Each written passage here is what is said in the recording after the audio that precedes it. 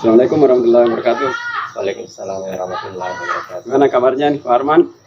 Alhamdulillah baik Pak. Oh, iya. Lagi nggak ngajar Pak? Tadi pagi ngajar Pak. Oh, gitu ya. Tadi ada pesannya saya baca di WA itu, katanya Iya. mau ada sesuatu yang mau disampaikan. Iya Pak, betul. Jadi begini Pak, saya ini sebenarnya ada kebingungan mengenai proses belajar mengajar yang saya alami mulai dari tahun ajaran baru ini setelah pandemi.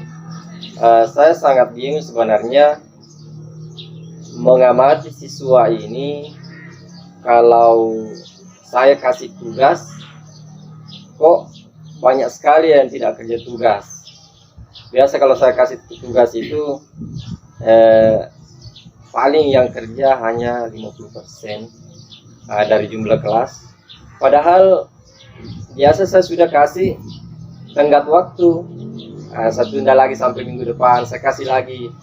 Kalau sampai minggu depan tidak selesai, saya tambah lagi sampai 1 minggu lagi. Akhirnya yang terjadi Pak ini,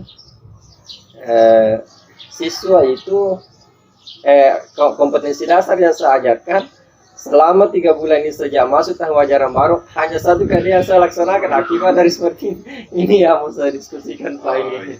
Jadi tadi masalahnya itu bingung karena siswa pengumpulan tugasnya itu enggak maksimal ya. Iya Pak. Jadi akhirnya tugas menumpuk, materi tidak tuntas. Iya. Oh, gitu ya. Nah, dari situ mungkin dari diskusi ini ada sesuatu yang diharapkan bisa kita dapatkan. Iya betul Pak. Saya berharap nanti hasil diskusi kita ini, saya berharap saya menemukan cara supaya ini anak-anak semuanya bisa mengerjakan tugas. Nah, itu yang saya harapkan nanti dari hasil pembicaraan kita. Jadi harapannya itu bisa menemukan solusi supaya Iya, bisa Iya. mengumpulkan tugas tepat waktu. Iya. Gitu ya. Terus dari kondisi yang ada sekarang, kalau di persentase dari jumlah siswa yang ada itu, ya bisa mengumpulkan tugas tepat waktu. Kalau kan saya kan mengajar 8 kelas. Sebenarnya tingkat presentasinya, skalanya siswa itu mengumpulkan tugas dari kelasnya juga. Kalau biasanya kalau kelasnya rata-rata banyak orang orang disiplinnya, Iya. maka banyak juga yang kumpulkan tugas. Tapi secara keseluruhan itu belum sampai ke 60% Pak. Belum sampai ke 60% siswa itu mengumpulkan tugas selama saya mengajarkan KD1 ini. Jadi sudah 3 bulan ini ya, baru 3 KD1 ya selesai. Ya, kalau diratakan itu 60% dari 8 kelas itu. Nah, harapan idealnya menurut yang diinginkan itu sampai Kalau untuk tugas idealnya saya inginkan semuanya Pak. 100%. Iya Pak. Saya semua idealnya, artinya harapan saya maunya seperti itu, semuanya bisa mengerjakan tugas, menyelesaikan tugasnya. Gitu ya. Nah, kira-kira kondisi apa di lingkungan sekolah ini, lingkungan kelas Bapak yang bisa dilakukan untuk diberdayakan untuk bisa mengatasi itu? Sebenarnya begini Pak, ada pengamatan saya bahwa siswa itu malas mengerjakan tugas akibat dari masih bawaan rasa nyaman setelah pandemi COVID-19. Kita kan ketahui bersama bahwa pada saat pandemi anak-anak tinggal di rumah, belajar dari rumah. Tapi saya mengamati bahwa ternyata ketika anak-anak dulu itu di rumahnya, kan saya mengajar kelas 1 dari SMP, terkadang itu saya mengamati banyak yang meskipun tidak kumpul tugas dulu waktu sekolah tetap diberikan nilai. Saya awal seperti itu. Jadi anak-anak masih terbawa suasana nyaman dari pandemi COVID-19, akhirnya terbawa sampai sekarang ini, padahal kita ini sudah tatap muka. Jadi saya berusaha untuk mencari cara untuk mencari cara supaya materi itu bagaimana menarik. Jadi saya rancang ini proses pembelajaran saya pakai project based learning. Jadi saya kan mengajarkan kompetensi dasar 1 itu saya mengajar self introduction. Di self introduction itu saya minta anak-anak saya ajarkan dulu bagaimana memperkenalkan diri. Kemudian saya suruh buat teksnya. Setelah dibuat teksnya saya suruh baca lancar. Kalau perlu dihafalkan. Setelah dihafalkan, saya suruh saling merekam. Kalaupun tidak bisa saling merekam, rekam diri masing-masing di rumah kalau memang percaya dirinya masih kurang. Jadi itu yang saya lakukan. Jadi setelah saya lakukan ini, ada peningkatan meskipun belum seluruhnya mengumpul tugas, tapi sudah ada peningkatan. Mereka termotivasi untuk lebih banyak mengumpulkan tugas, dan saya motivasi mereka bahwa selama kita belajar ini self introduction, saya inginnya selain kita bisa menguasai cara-cara memperkenalkan diri dalam bahasa Inggris, kita juga bisa menjadi YouTuber. Karena saya minta anak-anak itu setelah videonya jadi, saya minta edit kemudian upload di YouTube. Ya, ada beberapa itu saya pilih-pilih videonya, suruh saya upload di grup untuk bisa dilihat teman. Jadi sebenarnya sudah ada upaya ya. Terus kalau dari kondisi lingkungan sekolah sendiri, apa kira-kira yang bisa dimanfaatkan untuk bisa mendongkrak semangat itu? Kalau menurut saya sih butuh kolaborasi dengan teman-teman. Iya, butuh kolaborasi dengan teman-teman. Artinya bukan memaksa mereka masuk ke mata pelajaran saya, tapi paling tidak memberikan motivasi untuk masuk ke mata pelajaran guru-guru yang lain. Dari situ mereka juga akan terbiasa di mata pelajaran lain, mungkin akan berdampak ke mata pelajaran saya juga. Saya berpikir seberapa mungkin itu bisa dilakukan, Pak? Maksudnya mengajak guru lain melakukan hal yang sama. Rasa-rasa itu mudah, rasanya kayaknya mudah ya. Tinggal bilang sama teman. Kan kita di sini untungnya juga teman mudah diajak berkolaborasi, mudah juga diajak berkomunikasi untuk teman-teman di sekolah kita ini. Saya rasa mudah, Pak, kalau untuk cara itu. Kira-kira menurut Bapak itu untuk bisa meningkatkan tadi dari 60% bertahap sampai ke 100%, mungkin 60 itu 80, anggaplah kita ke 80 dulu. Iya. Butuh waktu berapa lama kira-kira? Kalau untuk hal ini kayaknya saya tidak bisa pastikan berapa lama, tapi dengan cara ini kita bisa membangun sistem. Mungkin bisa 1 semester, 2 semester, tapi dengan cara ini kayaknya akan bisa, Pak.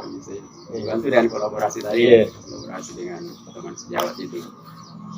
Kira-kira untuk dukungan tadi kan sesama siswa, kemudian lingkungan sekitar dengan guru, ada kemungkinan lain yang bisa ditempuh lagi? Ada. Saya berpikir begini, bahwa di kelas itu kan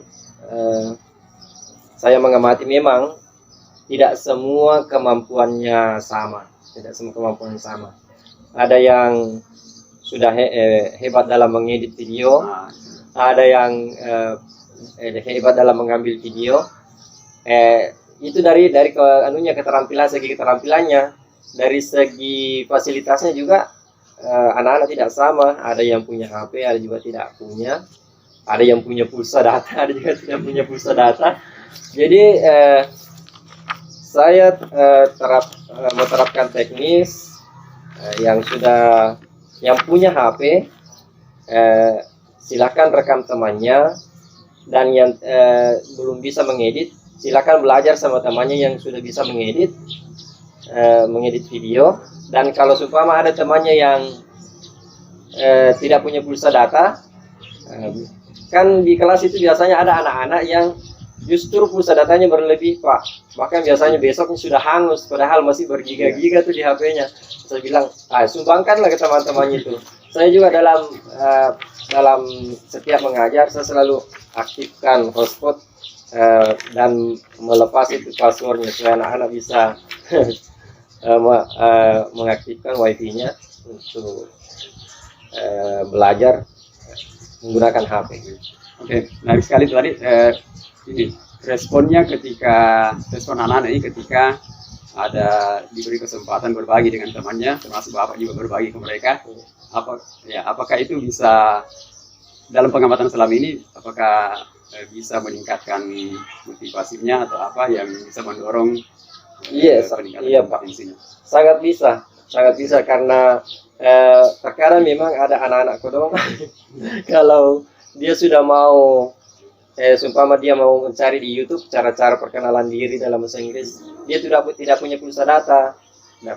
Setelah saya aktifkan hotspot, otomatis dia bisa langsung bergerak. Nah, kalaupun seumpama ada kalau dalam kasus lain ada temannya yang tidak bisa mengedit video, ketika saya pasangkan, jadi saya pakai trik memasangkan yang tidak bisa dengan yang bisa. Jadi ketika saya pasangkan, seakan-akan yang tidak punya keterampilan mengedit ini dia punya harapan bahwa ini akan membuat saya bisa menyelesaikan tugas. Iya, Pak. Mungkin ada cara lain lagi yang bisa dilakukan itu. Mungkin itu saja sih, Pak. Itu saja. Ya, tetap sharing dengan guru ya. Nah, cuma juga ini masih ada kendala yang saya belum terlalu mendalami apa penyebabnya, karena masih banyak itu tadi saya berpikir bahwa kemungkinan masih berada pada zona nyaman akibat pandemi COVID-19. Jadi anak-anak itu terkadang malas juga masuk belajar, Pak. Ini yang jadi kendala juga. Artinya ketika dia sudah masuk di dalam kelas, itu kan bisa saya kasih motivasi, saya bisa kasih nasihat. Tapi yang masalahnya di sini terkadang mereka tidak ada dalam kelas. Biasanya itu yang tidak ada dalam kelas biasa sampai 30%, 20%. Bisa dibicarakan di waktu lain ya. Iya, Pak. Ya, kayaknya ini akan menjadi topik pembahasan di sesi lain. Ya. Nah, jadi setelah pembicaraan ini adakah sesuatu yang baru yang bisa dikembangkan lebih lanjut lagi dari pembicaraan itu tadi? Ini yang jadi penekanan bagi saya, Pak, ini mengajak siswa untuk menjadi YouTuber. Menurut saya ini adalah sesuatu yang baru. Entah kenapa juga ini dulu tiba-tiba muncul ide saya. Saya amati di YouTube itu kalau saya ketik self introduction, cara-cara self introduction, baru beberapa yang siswa yang memunculkan videonya di YouTube itu untuk praktek self introduction. Bahkan mungkin kalau kita cari sekarang di YouTube mungkin akan muncul itu siswa kita itu. Karena ketika saya ketik di YouTube baru SMA 4 Makassar kayak itu, ada juga dari Bandung dan Jakarta, tapi belum banyak, Pak. Belum banyak. Jadi saya berpikir bahwa ini mungkin adalah sesuatu yang baru nih, yang bisa dikembangkan lebih jauh ini. Dan artinya presentasi tinggal presentase mengumpul tugasnya siswa yang dipermantap. Itu yang bisa ditindaklanjuti ya. Iya, Pak. Peningkatan motivasi ya, tadi ujung-ujungnya bisa sampai ke bukan sekadar belajar tetapi bisa mengekspresikan dirinya juga di dunia maya gitu ya. Oke, menarik sekali sebenarnya nih, sayang waktu kita terbatas, Pak Arman. Mungkin kita bisa lanjutkan diskusinya di lain waktu, mungkin dengan topik yang berbeda ya.